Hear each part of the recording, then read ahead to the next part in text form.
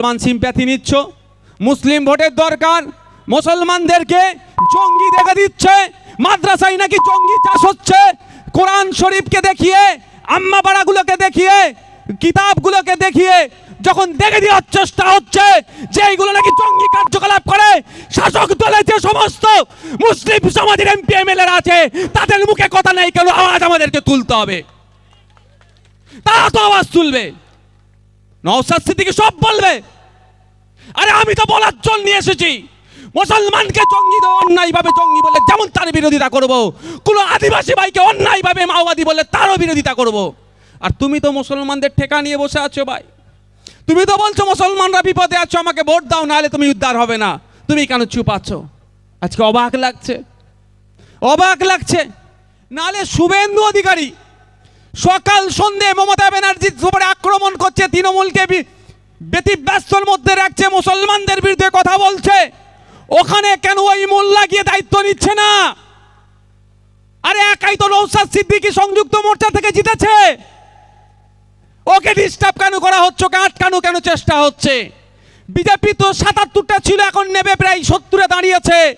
যে সমস্ত জায়গায় বিজেপিরা জিতে আছে, এই ধরনের মোল্লাকে সেখানে দায়িত্ব দিচ্ছে না কেন? নওশাদের কাছে দায়িত্ব দিতে হবে, ভাঙড়েই দিতে হবে। এখানে একে দুর্বল করতে পারলে আগামী দিনে এয়ারপোর্টটা করে আরএসএসকে খুশি করতে হবে, এখানে মুসলমানদেরকে উচ্ছেদ করতে হবে। এই জন্য এদের প্ল্যান আছে, এটা মনে রাখবেন। আমি 2026 সালে দাঁড়াবো, জিতবো, এই আমি ভাবি না। আপনারা কি করবেন? আটকাবেন, আমাদের নেতৃত্বকে ডিস্টার্ব করবেন, হারিয়ে দেবেন, এর থেকে বেশি কিছু করতে পারবেন না। আমি শুরুর দিকে বলেছি কি, আজকে আমি পরাজিত হব ইতিহাসের খাতায়, কিন্তু আমার বিজয়ী হিসাবে নাম থাকবে, মির্জাপুরের খাতায় আমার নাম থাকবে না, তোলাবাজের খাতায় আমার নাম থাকবে না। এগুলো কিন্তু বন্ধ করতে হবে, আমি অনুরোধ করছি। ভাঙড়ের মানুষ খুবই শান্ত, খুবই ভালোবাসা দেয়, আবার খুবই কিন্তু সেন্সিটিভ, এটা মাথায় রাখবেন। প্রশাসনকে বলে যাচ্ছি, খুবই সেন্সিটিভ ভাঙড়ের মানুষ, এটা প্রশাসনকে আমি বলে যাচ্ছি। ভাববেন না নওশাদ সিদ্দিকী চুপচাপ আছে। প্রচুর কথা বলেছি, দুর্ভাগ্যের বিষয় আমাকে এখন বলতে হতো না যদি বিধানসভা টিভিটা থাকতো। তাই আমি আপনাদের আবারও বলছি, আপনারা জনগণ, আপনাদেরকে চিৎকার করতে হবে যে আমাদের ভোটে নির্বাচিত জনপ্রতিনিধি বিধানসভার মধ্যে গিয়ে চুপচাপ বসে আছে না আমাদের হয়ে গলা ফাটাচ্ছে, আমাদের অভাব অভিযোগের কথা সেখানে তুলে ধরছে। আমরাও সেটা দেখতে চাই, আমাদের দেখার ব্যবস্থা করতে হবে। যদি পার্লামেন্ট টিভি থাকতে পারে, লোকসভা টিভি থাকতে পারে, রাজ্যসভা টিভি থাকতে পারে, বিভিন্ন বিধানসভায় যদি টিভি থাকতে পারে, লাইভ দেখার জন্য পশ্চিমবাংলার বিধানসভার টিভি কেন পুনরায় চালু হবে না? এটা দাবি করবেন তো আপনারা? আপনাদেরকে জানতে হবে শুধু নওশাদ সিদ্দিকী নয়, আর বাকি 293 জন কি করছে ওর মধ্যে। মুসলিম সিম্প্যাথি নিচ্ছ, আদিবাসী সিম্প্যাথি নিচ্ছ, দলিত কোটাতে এসসি কোটায় নির্বাচিত হয়ে যাচ্ছ, দলিত আদিবাসীদের জন্য কোনো কথা বলছো না, ফেক এসটি এসসি সার্টিফিকেট নিয়ে কথা নাই। আমরা দেখেছিলাম সিএএর সময় যখন নাকি দেশের না মুসলমানদেরকে নাগরিকত্ব কেড়ে নিয়ে দেশ থেকে তাড়িয়ে দেবে, মুসলমানরা চিন্তিত ছিল। সেই সময় ক্যাকা ছিচি করে আপনার আমার বোন পেতে চেয়েছিল, কিন্তু যখন ভোটাভুটি হচ্ছিল পার্লামেন্টে, আমরা কি দেখেছিলাম? পেছনের দরজা দিয়ে পালিয়েছিল। এই যে ওয়াকফ বিল, এই ওয়াকফ সংসদে নিয়ে আপনারা লক্ষ্য রাখুন, আমি তো ব্যাপকভাবে লক্ষ্য রাখছি। আমি দেখব ভোটাভুটির সময়ে এই রাজ্য থেকে তৃণমূলের 29টা এমপির মধ্যে কজন উপস্থিত আছে আর কজন ভোট না দিয়ে পালাচ্ছে। যদি দেখেছি ভোটাভুটিতে অংশগ্রহণ না করে বিজেপিকে সুবিধা করে দিয়েছে, তাহলে তাদেরকে আমরা ঘর থেকে আর বার হতে দেবো না, বাড়ির সামনে গিয়ে বসে থেকে তাদের জবাব নেব তাদের কাছ থেকে। কারণ মুসলমানকে বিজেপির ভয় দেখিয়ে ভাই আপনি ভোটটা নিয়েছেন, আমি বিজেপির ভয় দেখিয়ে ভোট নিইনি। আমি আপনাদের বলেছি, আপনি যদি আমাকে ভোটে জেতান, আপনার অধিকারের কথাটা আমি ওখানে তুলব আইনসভার মধ্যে, যেখানে আইন তৈরি হয়। আপনি আমাকে জিতিয়েছেন, আইনসভার মধ্যে গিয়ে চিৎকার করছি, আগে করেছি, এখনো করছি, আগামীতেও করবো। এখানে ভুল করছেন তারও উদ্দেশ্যে বলছি, যাদের হয়ে আপনি গলা ফাটাচ্ছেন সব, ওরা কি বলে গো, আপনার সাপোর্ট জিতে ফ্ল্যাট কেনা আছে, জায়গা কেনা আছে আশপাশে, হয়তো তার জায়গাটাও কেড়ে নেবে, কিন্তু আপনি যেতে পারবেন না। একটু মাথায় রেখে করুন, যার দল যেটা ভালো লাগছে করুন, কিন্তু আইডিওলজিক্যালি এক জায়গায় থাকার চেষ্টা করুন। আপনাকে উচ্ছেদের পরিকল্পনা চলছে, সেটা মাথায় রাখবেন। আপনি ভাবুন না, শুভেন্দু অধিকারীর ওখানে অবজারভার দিল না, নওশাদ সিদ্দিকীর সাথে কেন দিল এখানে? কারণটা কি বলুন, কারণটা কি? আমি কি খুব তোলা তুলছি নাকি? একজন বলতে পারবে, একজন উঠে? বা যে কোনো সময় নওশাদ সিদ্দিকী তার কাছ থেকে 10টা পয়সা চেয়েছে জোর করে, ভাই তোলাবাজি করেছে? এই সোনপুরে এত বড় মার্কেট, তো আমি ছেলেদের বলেছি বাইরে বেরোতে হবে, লজ্জা করলে হবে না, মানুষের কাছে যে হাত পাততে হবে। এত বড় মার্কেটে আমাদের 16 থেকে 18 হাজার টাকা চাঁদা উঠেছে মাত্র। একটা দোকানদারকে চাপ দিলেই দিয়ে দেবে, কিন্তু তাহলে আমাদের ছেলেরা কি করেছে? হাত পেতেছে। 16 থেকে 18 হাজার টাকা মাত্র চাঁদা উঠেছে, কিন্তু আমরা খুশি মনে, যেটাই ভালোবেসে দিয়েছে এই প্র্যাকটিসটা আমরা তৃণমূলকেও করতে বাধ্য করব যদি আপনারা আমাদের সাথ দেন। বিল ধরিয়ে দিয়ে তোকে এই দিতে হবে সেই দিতে হবে, এগুলো বন্ধ করবো আমরা। দরকার আমাদের ভাই যদি দাও, আমরা রক্তদান শিবির করছি, এই করছি, যা দেবে ওটাই নিয়ে খুশি মনে আসতে হবে। আর একটা কথা বলে রাখি, ক্যালকাটা পুলিশ হয়েছে ভালো কথা, পাড়াতে পুলিশ হোক, আমার নওশাদ সিদ্দিকীর কোনো সমস্যা নয়। হেলমেট পরে ঘুরতে বলছে, ভাই আমি অনুরোধ করবো হেলমেট পরে ঘুরবেন, হেলমেট পরে আপনারা ঘুরবেন, অনুরোধ করছি। আর কাগজপত্র মোবাইলে ছবি তুলে রাখলে দেখালেও হয়ে যাবে। এই পুজোর নামে বিভিন্ন নাম দিয়ে থানা যেভাবে জুলুম করছে, আমার কাছে লিখিত আসেনি, আমি খুঁজছি, এগুলো কিন্তু আমি থানার অফিসার ডিসি পর্যন্ত আমি অনুরোধ করছি, এগুলো বন্ধ করুন। আপনি পুজো করবেন, নবী দিবস করবেন, আপনার ব্যাপার, আপনার রিলিজিয়াস প্র্যাকটিস করবেন। যদি ভালো লাগে অমুক বিল্ডার্সকে অমুককে গিয়ে বলতে পারেন ভাই এটা দিলে ভালো হয়, কিন্তু 10,000 করে বিল ধরিয়ে দেবেন গ্যারেজওয়ালাকে, করাকে, এগুলো বন্ধ করতে হবে। কিন্তু ছেড়ে কথা বলবো না, এটা মনে রাখবেন। আমি 2026 সালে দাঁড়াবো, জিতবো, এই আমি ভাবি না। আপনারা কি করবেন? আটকাবেন, আমাদের নেতৃত্বকে ডিস্টার্ব করবেন, হারিয়ে দেবেন। এর থেকে বেশি কিছু করতে পারবেন না। আমি শুরুর দিকেই বলেছি কি, আজকে আমি পরাজিত হব ইতিহাসের খাতায়, কিন্তু আমার বিজয় হিসাবে নাম থাকবে। মির্জাপুরের খাতায় আমার নাম থাকবে না, তোলাবাজার খাতায় আমার নাম থাকবে না। এগুলো কিন্তু বন্ধ করতে হবে, আমি অনুরোধ করছি। ভাঙড়ের মানুষ খুবই শান্ত, খুবই ভালোবাসা দেয়, আবার খুবই কিন্তু সেন্সিটিভ, এটা মাথায় রাখবেন। প্রশাসনকে বলে যাচ্ছি, খুবই সেন্সিটিভ ভাঙড়ের মানুষ, এটা প্রশাসনকে আমি বলে যাচ্ছি। ভাববেন না নওশাদ সিদ্দিকী চুপচাপ আছে, কিছু কিছু খবর আসে। আমি এটাই, প্রশাসন আমার পরিবারের বাইরে নয়, আমার পরিবার তার মধ্যে, পরিবারের মধ্যে অনুরোধ এটাই করছি। যখন প্রথম ঘোষণা হলো, চার্জ নেয়নি। আমার সাথে ক্যালকাটা পুলিশের অনেক অফিসারের সাথে খুব ভালো সম্পর্ক, মানে অফিসার আর আমি, আমার যে পদ সেই পদকে সামনে রেখি, ব্যক্তিগত সম্পর্ক নয়। তো তারা আমাকে আমি তাদের সাথে এরকম একবার থানায় গিয়েছিলাম আমার একটা কাজের জন্য, আলোচনা হচ্ছিল। আমি তখন বলেছিলাম ভাঙড়ে চলুন, ভাঙড়ের মানুষ কত ভালো বুঝতে পারবেন। অত্যন্ত নিরহ, সহজ সরল এরা, আর সত্যি অত্যন্ত সহজ সরল। কিন্তু এটুকুই বলে রাখি, সহজ সরল মানুষের যদি একবার মাথায় কি হয়, হ্যাঁ, এদেরকে আপনি মানুষের মতো ট্রিট করুন। আপনি রাজা, এদের প্রজা ভাববেন না, এদের টাকায় আপনাদের মাইনে চলছে, এটা মাথায় রাখবেন। কিন্তু অন্যায় করলে আইনের মাধ্যমে হবে। সে আমার ছেলে পরের ছেলে, আমার দেখার দরকার নেই। আইএসএফ করে আর আইএসএফের বিরোধিতা করে, ওটা আমার কোনো যায় আসে নেই। অন্যায়কারীকে আমরা অন্যায়কারী হিসাবেই দেখব, কোনো জাস্টিফিকেশন ওখানে আমরা করবো না, জাস্টিফাই করব না, আপনাদের দায়িত্ব। কিন্তু এই ধরনের অবৈধভাবে তারপরে জোর জুলুম করা, তারপরে অত্যাচার করা, এগুলো বন্ধ করতে হবে। এটা কোনোভাবেই মেনে নেব না আমরা। বন্ধুগণ, আপনাদের বলবো, যা কথা বলেছি সবটা ভুলে গেলেও একটা জিনিস ভুলবেন না। কি বলুন তো? ভুলে গেলেন না? এয়ারপোর্টের জায়গা। কি বললাম? এয়ারপোর্টের জায়গা। গত কদিন আগে ফেসবুকে একটা পোস্ট দেখলাম, নিজেকে সে সমাজকর্মী বলে দাবি করে, তিনি পোস্ট করছেন অনলাইনের খাবারের অর্ডার আমি এখন আর অনলাইনে অর্ডার করি না, কারণ যারা নিয়ে আসে আমার দেখে তাদেরকে ভয় লাগছে। আর সত্যিকারের অর্থে এখন কারা অনলাইনে খাবার অর্ডার করলে ডেলিভারি কাজ করছে? ওই রাজারহাট নিউ টাউনে যাদের একটা সময় জায়গা ছিল, তারা দেখুন আজকে কিন্তু বাইকে করে করে লোকের দাঁড়ে দাঁড়িয়ে যাচ্ছে, বা ওই ফ্ল্যাটের নিচে দারোয়ানের হিসাবে, পরিচারিকার কাজ হিসাবে করছে। এটা মাথায় রাখবে। আপনাকে আমাকে স্বপ্ন দেখাবে, আপনার আমার জায়গার প্রচুর দাম হয়ে যাবে, স্বপ্ন দেখিয়ে আপনাকে আমাকে কিন্তু আগামী দিনের কথা ভাববেন। এই রাজারহাট থেকে শিক্ষা নিন। ওখানকার যাদের জায়গা জমি ছিল আজকে তাদের অবস্থা কোথায়? তারা কারো ফ্ল্যাটের নিচে দারোয়ানগিরি করছে, নাহলে কারো বাড়ির পানি তুলে দেওয়ার কাজ করছে, কিন্তু তাদের কোটি কোটি টাকার সম্পত্তি ছিল। আপনাকেও বোঝাবে এয়ারপোর্ট হলে এই হবে সাই হবে, তো জায়গার দাম হবে। ভালো কথা, জায়গায় টাকা কি খাবে? টাকা খাবেন নাকি? মনে হয় টাকা খাবেন? সেই খাওয়ার মতো পজিশন থাকলে তো খাবেন। আপনাকে তো এখানে বন্দুকে ধরবে আর উড়িয়ে দেবে, সই কর আর কেটে পর। টাকাটা কারা পাবে জানেন? ওই 1 জানুয়ারি দেখলেন না, লোক ফেস্টিভ মুডে থাকে। ওই লড়াই হচ্ছিল, কিসের লড়াই ভাই? ও কি আদর্শের লড়াই নাকি? জিরেনগাছা হসপিটালে একটা অত্যাধুনিক অ্যাম্বুলেন্স দেওয়ার ব্যাপার হচ্ছিল নাকি? আপনাদের জানিয়ে রাখি এই অ্যাম্বুলেন্সের বিষয়ে আমি কথা বলছি, আমি তো নিজে থেকে দিতে পারি না।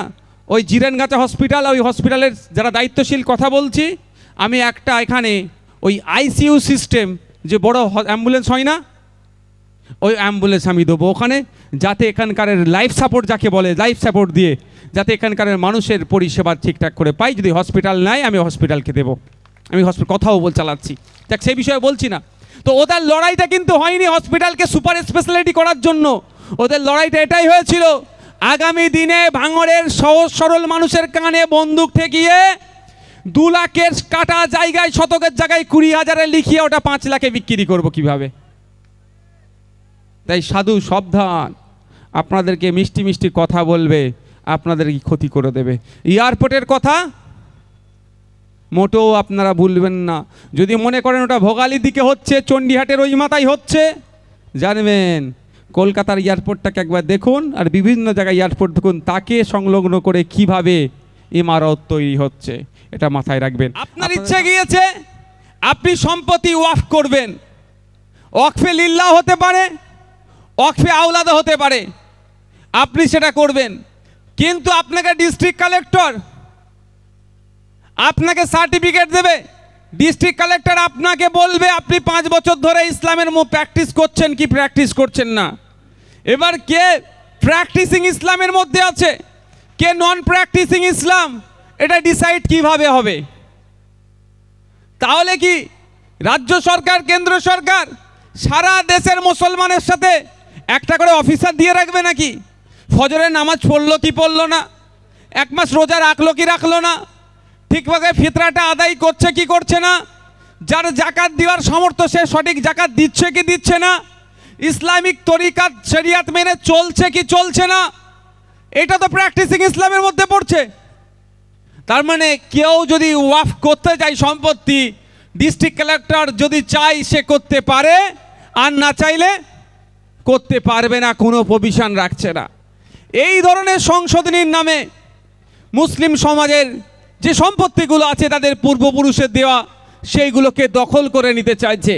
আর বিজেপি এটাকে সামনে রেখে পশ্চিমবাংলা নয় সারা ভারতবর্ষের মধ্যে বিভিন্ন সমাজ সম্প্রদায়ের মধ্যে হিংসা ছড়ানোর চেষ্টা করছে।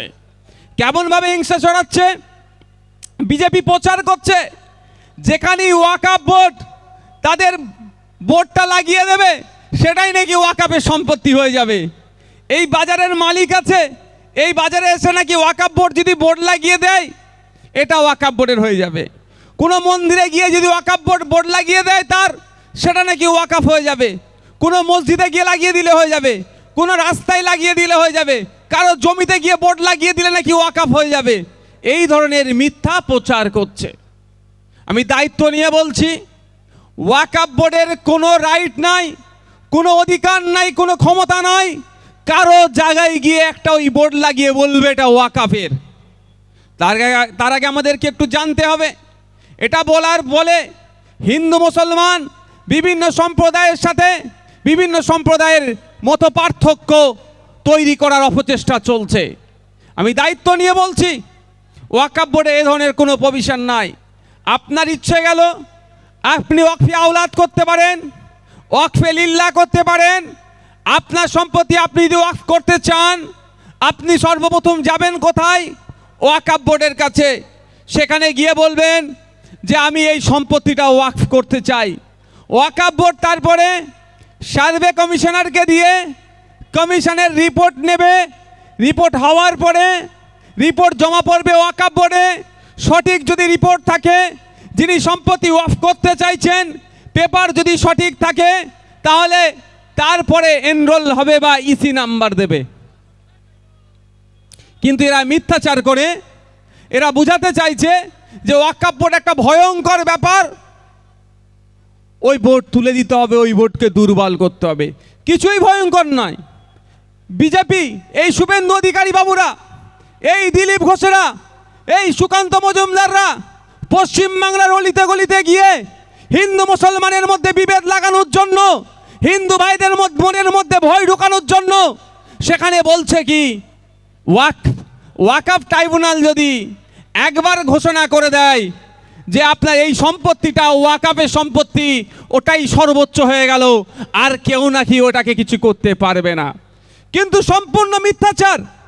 সংবিধানের 226 আর্টিকেল ধারায় আপনি যদি দেখেন, আর্টিকেল 226-এ বলা আছে যে ট্রাইব্যুনালে যদি আপনি ডিপ্রাইভড হন, ট্রাইব্যুনালের অর্ডারটাকে যদি আপনার পছন্দ না হয়, যে কোনো ট্রাইব্যুনাল, শুধুমাত্র ওয়াকফ নয়, যে কোনো ট্রাইব্যুনালের অর্ডারকে যদি আপনার পছন্দ না হয়, আপনি সরাসরি গিয়ে রিট করতে পারেন, আপনি সিঙ্গেল বেঞ্চে যেতে পারেন, ওখানে যদি না হয় আপনি ডিভিশন বেঞ্চে যাবেন, ওখানে না পছন্দ হলে আপনি সুপ্রিম কোর্ট পর্যন্ত যেতে পারবেন।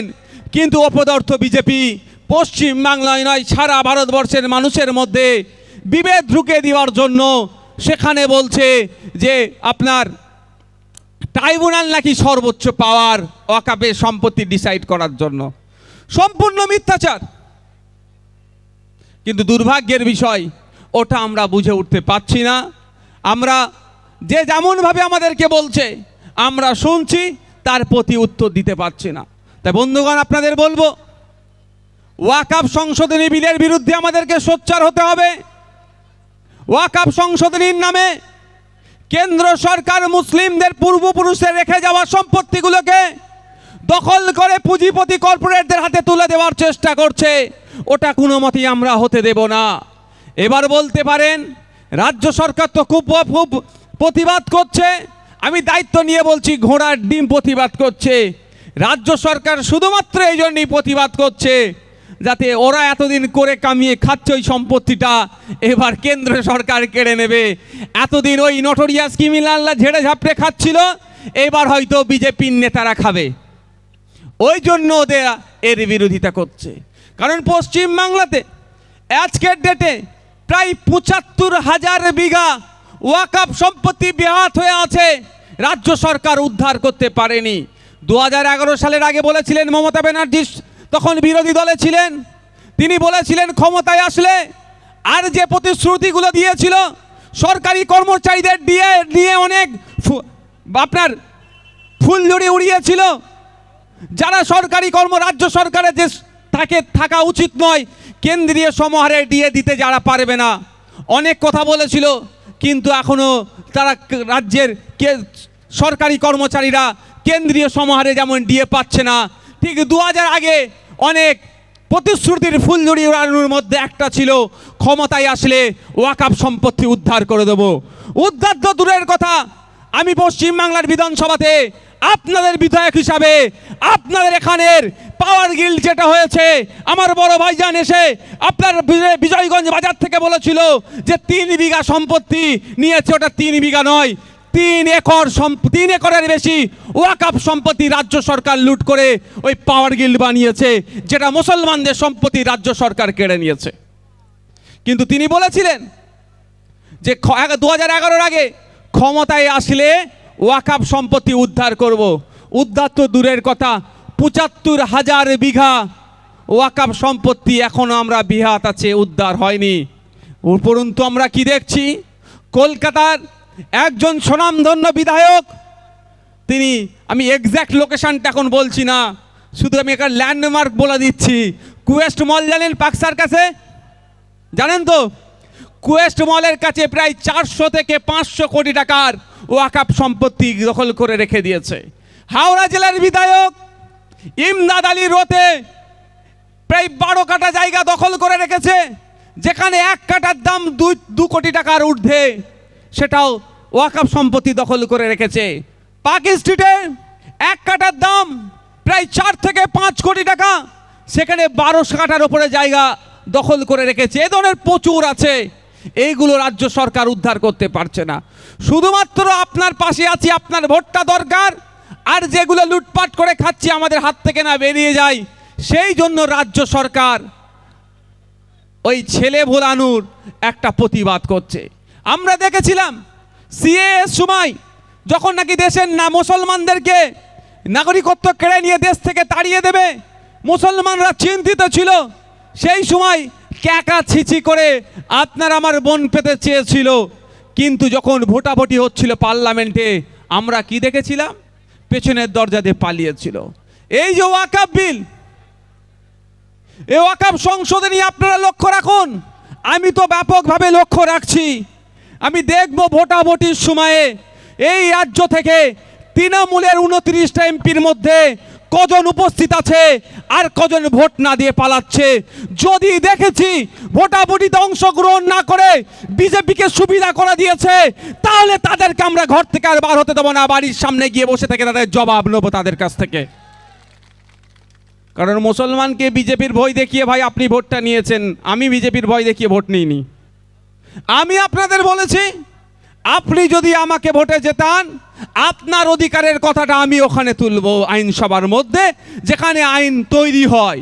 আপনি আমাকে জিতিয়েছেন, আইনসভার মধ্যে গিয়ে চিৎকার করছি, আগে করেছি, এখনো করছি, আগামীতেও করব।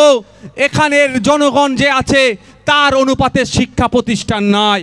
ভাঙড়ের মেয়েদের জন্য একটা মহিলা ডিগ্রি কলেজের আওয়াজ আমি তুলেছি। আমার দায়িত্ব এখানকার মানুষের চাওয়া পাওয়াটা ওখানে পৌঁছে দেওয়া।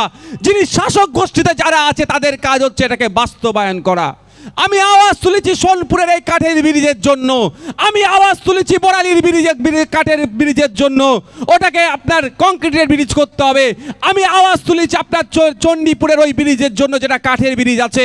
আমি আমাদের এই ভাঙড় বিধানসভার যে সমস্ত কাঠের ব্রিজগুলো আছে, যে সমস্ত কংক্রিটের ব্রিজগুলো দুর্বল হয়ে যাচ্ছে, ওগুলোকে সংস্কারের আওয়াজ তুলেছি। আপনাদের সমস্যাটা আমি ওখানে তুলে ধরেছি। আপনারা কৃষি প্রধান এলাকার মানুষ, আপনারা বলেন উৎপাদিত ফসলের দাম আপনারা পাচ্ছেন না। আপনার উৎপাদিত ফসলের দাম 2-3টে কারণের মধ্যে একটা কারণ হচ্ছে দালাল ভুইফোর, আর একটা হচ্ছে স্টোরেজের জায়গা নাই, সংরক্ষণ করে রাখতে পারছেন না। আমরা জানি পাওয়ার গিল্ডকে কেন্দ্র করে ওখানকার মানুষদের সাথে সরকারের একটা বচসা হয়।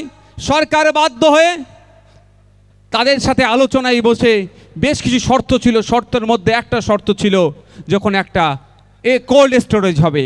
দুর্ভাগ্যের বিষয়, আমি 2021 বিধানসভায় গিয়ে তখন আওয়াজ তুলেছিলাম, মাঝে মধ্যেই আওয়াজ তুলি, শুধু হচ্ছে করছে। আমি অনুরোধ করবো এটুকুই, ওই কোল্ড স্টোরেজ হওয়ার পিছনে যাদের ভূমিকা আছেন, করার পিছনে যা তদারকি করছেন, তাদেরকে বলবে এবং সরকারকে বলবো অবিলম্বে ওখানে কোল্ড স্টোরটা তৈরি করা হোক। ফলে এখানকার মানুষরা প্রয়োজনে তাদের সবজিকে, প্রয়োজনে তাদের উৎপাদিত ফসলকে তারা সংরক্ষণ করবে এবং যখন দাম পাবে সেটা মার্কেটে বিক্রি করবে। আজকে মাঠের ফসল মাটি নষ্ট হচ্ছে এই খালগুলো সংস্কারের অভাবের জন্য।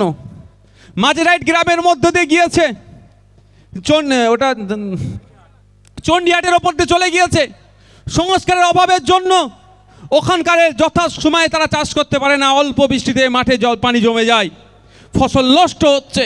যখন ফসল তুলে বাজারে বিক্রি করার সময় তখন মাঠে পানি জমে থাকে। ওই খাল সংস্কার সহ যে কটা খাল আছে সংস্কারের কথা বলেছি, প্রচুর কথা বলেছি। দুর্ভাগ্যের বিষয়, আমাকে এখন বলতে হতো না যদি বিধানসভা টিভিটা থাকতো। তাই আমি আপনাদের আবারও বলছি, আপনারা জনগণ, আপনাদেরকে চিৎকার করতে হবে যে আমাদের ভোটে নির্বাচিত জনপ্রতিনিধি বিধানসভার মধ্যে গিয়ে চুপচাপ বসে আছে না আমাদের হয়ে গলা ফাটাচ্ছে, আমাদের অভাব অভিযোগের কথা সেখানে তুলে ধরছে। আমরাও সেটা দেখতে চাই, আমাদের দেখার ব্যবস্থা করতে হবে। যদি পার্লামেন্ট টিভি থাকতে পারে, লোকসভা টিভি থাকতে পারে, রাজ্যসভা টিভি থাকতে পারে, বিভিন্ন বিধানসভায় যদি টিভি থাকতে পারে, লাইভ দেখার জন্য পশ্চিমবাংলার বিধানসভার টিভি কেন পুনরায় চালু হবে না? এটা দাবি করবেন তো আপনারা? আপনাকে জানতে হবে শুধু নওশাদ সিদ্দিকী নয়, আর বাকি 293 জন কি করছে ওর মধ্যে। মুসলিম সিম্প্যাথি নিচ্ছ, আদিবাসী সিম্প্যাথি নিচ্ছ, দলিত কোটাতে এসসি কোটায় নির্বাচিত হয়ে যাচ্ছ, দলিত আদিবাসীদের জন্য কোনো কথা বলছো না, ফেক এসটি এসসি সার্টিফিকেট নিয়ে কথা নয়।